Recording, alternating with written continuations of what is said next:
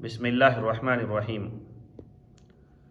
دو قسم کے فتنے ایسے ہوتے ہیں جو اللہ کی محبت میں مانع بنتے ہیں، یعنی رکاوٹ بنتے ہیں، اور وہ کون کون سے ہیں؟ پہلا ہے مال اور دوسرا ہے جمال۔ جمال یعنی خوبصورتی۔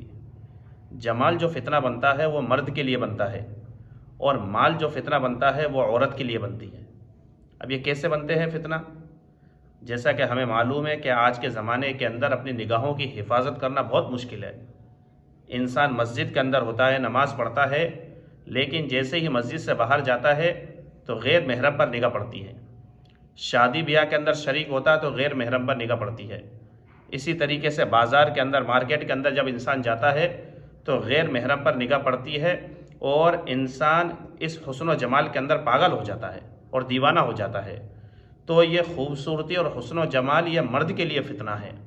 اسی لیے اللہ تعالیٰ نے قرآن کریم کے اندر حکم دیا ہے وَقُلْ لِلْمُؤْمِنِينَ يَغُضُّوا مِنْ أَبْصَارِهِمْ کہ نبی صلی اللہ علیہ وسلم آپ ایمان والوں سے کہہ دو کہ اپنی نگاہوں کی حفاظت کرے، اپنی نگاہوں کو پست رکھے، وَيَحْفَظُوا فُرُوجَهُمْ اور اپنی شرمگاہوں کی حفاظت کرے۔ تو جمال تو کس کے لیے فتنہ ہوا؟ مرد کے لیے۔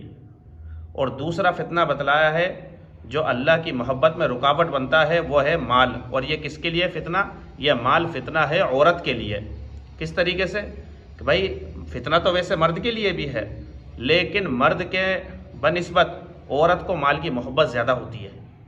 عورت کی توجہ اور عورت کا دل و دماغ زیادہ مال کی طرف لگتا ہے، تو یہ عورت کے لیے فتنہ ہے۔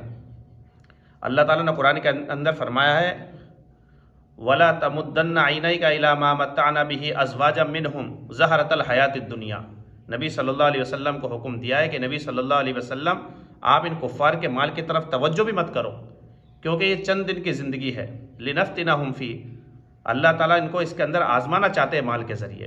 تو مال ایک آزمائش کی چیز ہے۔ إِنَّمَا أَمْوَالُكُمْ وَأَوْلَادُكُمْ فِتْنَةٌ، کہ مال تمہارے لیے، تمہارا مال اور تمہاری اولاد تمہارے لیے کیا ہے؟ آزمائش ہے۔ تو دو چیزیں فتنہ ہوتی ہے، جمال اور مال۔ جمال جو فتنہ بنتا ہے، خوبصورتی فتنہ بنتی ہے، مرد کے لیے بنتی ہے، اور مال فتنہ بنتا ہے عورت کے لیے۔